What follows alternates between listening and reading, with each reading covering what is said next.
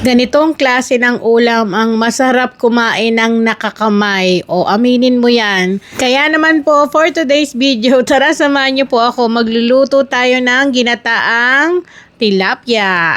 So una kong ilalagay dito ay yung talong. Bale, papaksiwin ko nga pala to mga manay. Isa to sa lagi ko nang niluluto at isa to talaga sa mga gusto namin ditong ulam.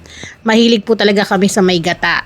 Bale, pagkalagay natin ng tilapia, then yung talong, titimplahan natin yan ng mga sangkap gaya neto, yung sibuyas, then maglalagay din po ako ng luya, at sasabayan ko na rin yan maya-maya ng bawang, maraming bawang po. Gusto ko talaga na pinapaksiw muna kasi kapag pinapaksiw, naliles yung lansa. Although alam naman natin isda yan, malansa yan, pero masarap po talaga kapag may palo ng asim mula dun sa suka. Then, tinimplahan ko rin po ng pampalasa na asin at pamintang pino at maglalagay po tayo ng suka. Ang gamit ko po ay cane vinegar. So, ayan, para po may palo ng asim, then takpan. At dito nga, wait, nakalimutan natin. Maglalagay na rin tayo dito ng siling berde. Sasabayan na rin natin ng pagsasabaw ng pangalawang piga ng niyog. Ayan, nanigas na yung gata kasi galing sa chiller. So, mga 1 cup lamang po yan, then takpan. Kapag kumukulo na, so, ang lalagay na po natin yung pinaka coconut cream o kakang gata. Unang piga po, mga manay. Ganyan. So, ang sukat nito is 1 3/4 cup na purong gata ng niyog. Tinataktak ko para walang sayang. At dito nga, hindi ko na rin to tatakpan. Hayaan kong kumulo hanggang sa mag-iga.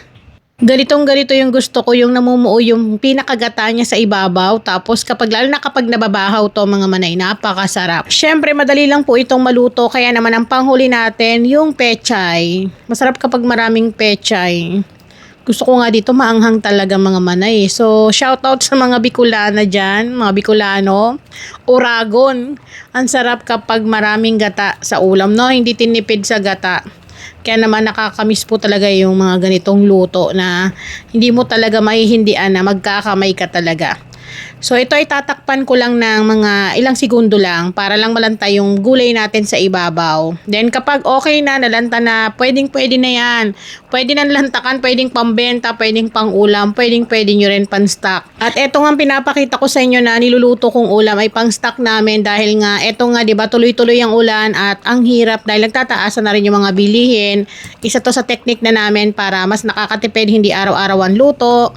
Magi-stack na lang, isang lutuan, isang pagod, pero at least lutong bahay, hindi ka na yung napapabili pa ng mahal, tapos hindi mo rin gusto yung luto, edi ikaw na yung magluto.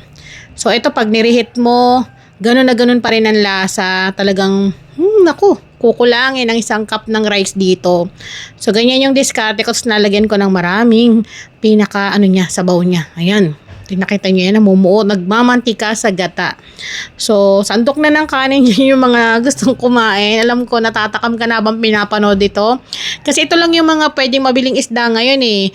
Yung tilapia, bangus, hipon. Wala kang makikitang galunggong kasi nga, di ba, tuloy-tuloy ang ulan. Eh, no, yung gata, oh, di ba, pumapasok sa loob ng ulo.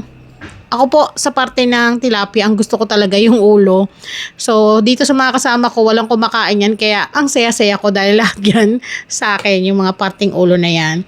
Kaya naman, tara, kain po tayo.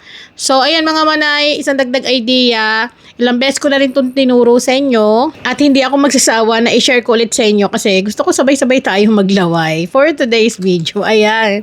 So, muli ako po ang inyong discarding nanay. Maraming salamat po sa inyong panonood. At eto nga, may tatabi na akong 4 na tab na iinitin na lang namin. So, hindi to tumatagal sa amin ng 2 linggo kasi saglit lang sa amin yan dito. So, yun lang. Kain po tayo.